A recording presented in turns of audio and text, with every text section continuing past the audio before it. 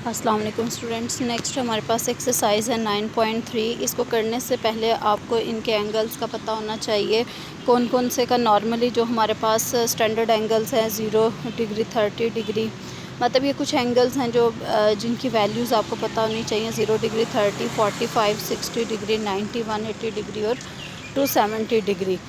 अच्छा, इनको याद रखने के लिए आपके पास जो आसान तरीका है वो ये है कि 0 डिग्री, ज़ीरो आपको पता है कि 0 डिग्री आपका इस तरफ है और 180 डिग्री इस तरफ होता है। मतलब 0 डिग्री पे जो वैल्यूज़ होंगी 180 डिग्री पे भी सेम वही वैल्यूज़ होंगी, लेकिन विद अपोजिट साइन। मतलब 1 है, अगर cos 0 1 है तो cos 180 डिग्री क्या है, -1। 0 के साथ माइनस भी लगा देंगे तब भी वो क्या रहता है, 0 ही रहता है। इसलिए 180 डिग्री के साइन और टेन, मतलब जितनी भी वैल्यूज़ हैं उनमें फ़र्क नहीं आएगा। इसी तरीके से जो यहाँ पे है ये 90 डिग्री है और ये वाला क्या है 270 डिग्री। तो 90 डिग्री पे जो वैल्यूज़ हैं 270 डिग्री में जस्ट उनके साथ माइनस का साइन आ जाएगा। और दूसरी बात ये कि ये जो 30 और 60 डिग्रीज़ हैं, ये जो 30 और 60 डिग्रीज़ हैं, इनके साइन और कॉज आपस में इंटरचेंज होते हैं। जिस तरह साइन 30 1/2 है तो कॉज 30 1/2 है, तो साइन कॉस 60 1/2 है। इसी तरीके से 45 डिग्री सबसे आसान एंगल है, जिनकी वैल्यूज़ याद करना इजी है।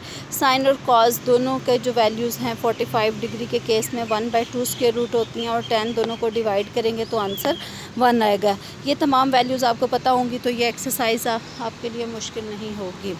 सबसे पहले वेरीफाई द फॉलोइंग। आपने इन इक्वेशंस को वेरीफाई करना है। लेफ़्ट हैंड साइड को राइट हैंड साइड के इक्वल शो करना है। तो इसके लिए आप क्या करेंगे कि पहले तो लेफ़्ट हैंड साइड आपने लिया साइन 60 डिग्री, अभी आपको वैल्यू पता चली 3√2 कॉस 30 डिग्री भी 3√2 माइनस कॉस 60 डिग्री और साइन 30 डिग्री। इनकी वैल्यूज़ जो अभी आपने देखी हैं वो वाली सेम वही वैल्यूज़ पुट की, आंसर आया 1/2। नेक्स्ट हम यही कुछ करेंगे राइट हैंड साइड पे। राइट हैंड साइड में क्या है, साइन 30 डिग्री है, तो साइन 30 डिग्री की वैल्यू 1/2 होती है। तो आपने देखा लेफ़्ट और राइट हैंड साइड आपस में क्या आ गई, सेम आ गई। नेक्स्ट पार्ट है हमारे पास साइन स्क्वायर π/6। तो पाई किसके इक्वल है, इस केस में 180 डिग्री के इक्वल। मतलब जहाँ जहाँ पाई लिखा होगा इसका मतलब 180 डिग्री बाय 6 से डिवाइड करें तो आंसर क्या आता है 30 डिग्री। तो एक्चुअली ये जो साइन स्क्वायर π/6 है ये आपको कंफ्यूज करने के लिए था। ये सिंपल केस था कि साइन 30 डिग्री आपने निकालना है, उसके बाद उसका स्क्वायर ले लेना है। तो साइन 30 डिग्री 1/2 होता है, उसका स्क्वायर आपने कर दिया। इसी तरह से साइन स्क्वायर π/3 60 डिग्री होता है, उसका स्क्वायर किया तो आंसर सिंपल 2 आ गया, जो कि राइट हैंड साइड है। तो इसलिए आपको राइट हैंड साइड लेके प्रूफ करने की ज़रूरत नहीं पड़ी। अब यहाँ पे आप साइन 45 और कोसेकेंट 45 डिग्री की वैल्यूज़ को पुट करेंगे तो आपके पास राइट हैंड साइड आ जाएगी। इसमें ये जो पार्ट 4 आपको नज़र आ रहा है ये थोड़ा सा डिफरेंट नज़र आ रहा होगा। साइन स्क्वायर π/6 और इन तमाम की वैल्यूज़ आप पुट करेंगे लेफ़्ट हैंड साइड में तो आप देखेंगे आपके पास एक्सप्रेशन आया 1 कुछ इस फॉर्म में। लेकिन अगर आप अपनी राइट हैंड साइड को देखें तो उसमें क्या है 1 2 और 3 और 4 है, मतलब ओवर में कुछ भी नहीं है। तो जो ओवर में 4 मौजूद था आपने क्या किया, इस रेशो को 4 से डिवाइड कर दिया तो आपके पास राइट हैंड साइड आ जाएगी। क्वेश्चन नंबर 2 है वैल्यूएट द फॉलोइंग। इसमें 10 π/3 अगेन आपके पास क्या बनता है 60 डिग्री। 10 अभी आपको वैल्यू बताई है। 10 π/6 30 डिग्री। इनकी वैल्यूज़ को आपने पुट करना है, मतलब कुछ भी हार्ड कैलकुलेशन नहीं है, सिंपल सी है, जस्ट आपको वैल्यूज़ आनी चाहिए। अगर आपको वैल्यूज़ नहीं आएंगी तो ये सिंपल सवाल भी आप सॉल्व नहीं कर पाएंगे। इसका सेकंड पार्ट भी सेम इसी के पैरेलल चलेगा। नेक्स्ट क्वेश्चन नंबर 3 है verify the following when theta is equal to 30 degree और 45 डिग्री। अगर थीटा आपके पास 30 डिग्री है तो आपने इसको वेरीफाई करना है। करने का तरीका क्या होगा, आपने लेफ़्ट हैंड साइड ली साइन 2 थीटा, थीटा की जगह पे आपने 30 डिग्री को पुट किया तो साइन 60 डिग्री हो जाएगा। तो इसका आंसर क्या है 3√2। राइट हैंड साइड आपके पास ये मौजूद थी, आपने राइट हैंड साइड ली 2 sine theta cos theta. Theta की जगह पे एक दफ़ा आपने 30 डिग्री पुट किया तो आंसर आ गया 3√2। आपका प्रूफ हो गया। दूसरी दफ़ा थीटा को आपने किससे रिप्लेस करना है 45 डिग्री से। 45 डिग्री के साथ आपने इसको रिप्लेस करना है तो आपने सेम वही प्रोसीजर अप्लाई करते हुए 45 डिग्री के लिए आपने प्रूफ करना है। थर्ड पार्ट भी ऐसे ही है, मतलब सिंपल थीटा को एक दफ़ा आपने 45 डिग्री रखना है और एक दफ़ा आपने 30 डिग्री रखना है। ठीक हो गया। नेक्स्ट पार्ट 5 है, इसमें क्या है आपके पास tan 2 थीटा है, इसको आपने शो करवाना है 2 tan theta over 1 minus tan square theta के इक्वल। किस केस में? अगर आप थीटा को 30 डिग्री रखें। सेकंड पार्ट क्या है? अगर आप थीटा को 45 डिग्री रखें। तो एक दफ़ा थीटा जहाँ जहाँ मौजूद है आप 30 पुट करते हुए उसकी वैल्यू फाइंड आउट करेंगे, और एक दफ़ा थीटा जहाँ जहाँ मौजूद है आप 45 डिग्री पुट करेंगे और इस एक्सप्रेशन को इक्वल शो करवाएंगे। क्वेश्चन नंबर 4 है फाइंड एक्स। आपने किसकी वैल्यू फाइंड आउट करनी है? एक्स की। इस पूरे एक्सप्रेशन में आपको एक ही एक्स नज़र आ रहा है, इसकी वैल्यू आपने फाइंड आउट करनी है। इफ़ tan स्क्वायर 45 डिग्री, मतलब आपने एक्स की वैल्यू फाइंड आउट करनी है। आपने किस किस की वैल्यू आपको पता होनी चाहिए? tan 45, जो भी वैल्यू होगी आप उसके ऊपर स्क्वायर लगा देंगे। 45 का tan 1 होता है, तो आपने 1 पुट किया, ऊपर स्क्वायर लगा दिया। Minus cos square 60 degree is equal to x sine 45 की वैल्यू, साइन 45 डिग्री की वैल्यू पुट की 1/2 स्क्वायर रूट, कॉस 45 डिग्री की value 1/2 square root, tan 60 degree की वैल्यू 3 स्क्वायर रूट। अब देखें इस पूरी इक्वेशन में एक ही अननोन एक्स इन्वॉल्व है।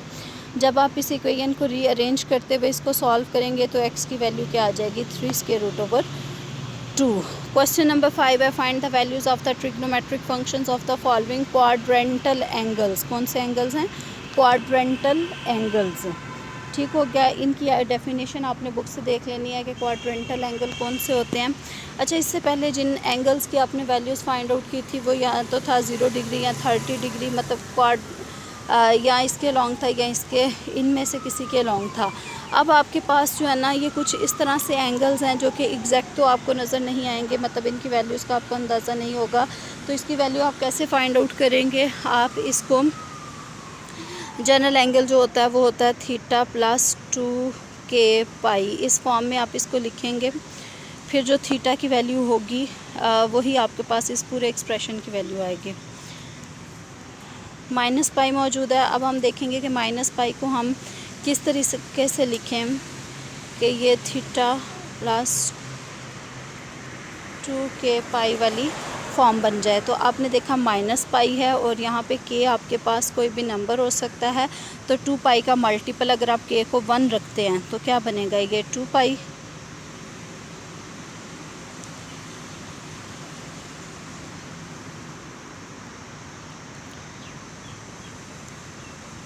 अगर आप यहाँ पे k को 1 रखते हैं तो क्या बनेगा आपके पास? 2 पाई।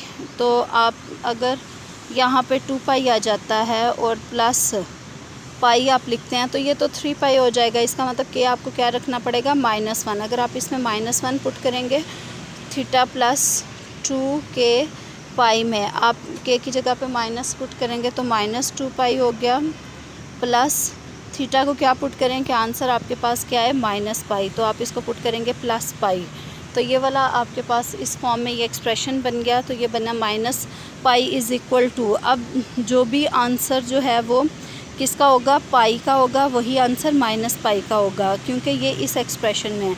इस एक्सप्रेशन में हो तो जो ट्रिग्नोमेट्रिक रेशियोज़ के आंसर थीटा पे आते हैं वही आपके पास थीटा प्लस 2k पाई वाले फॉर्म पे आते हैं। तो साइन माइनस पाई किसकी इक्वल आएगा? थीटा की जगह पे पाई मौजूद है, साइन पाई 0 होता है, अभी आपने वेरीफाई किया। तमाम वैल्यूज़ इसके अकॉर्डिंग आ जाएंगी। इन क्वेश्चंस में जो मेन आपका टारगेट है वो है इसको स्टैंडर्ड फॉर्म में कन्वर्ट करना। किस फॉर्म में? थीटा प्लस 2k पाई वाली फॉर्म में। अब अगर आप देखें तो -3 पाई है। -3 पाई कैसे आएगा? अगर यहाँ पे आपके पास क्या हो, k की जगह पे -2 पुट करें, -2 × 2 पाई, तो ये तो बन गया -4 पाई। इसका मतलब प्लस आपको क्या करना पड़ेगा? पाई करना पड़ेगा। ओके बच्चों।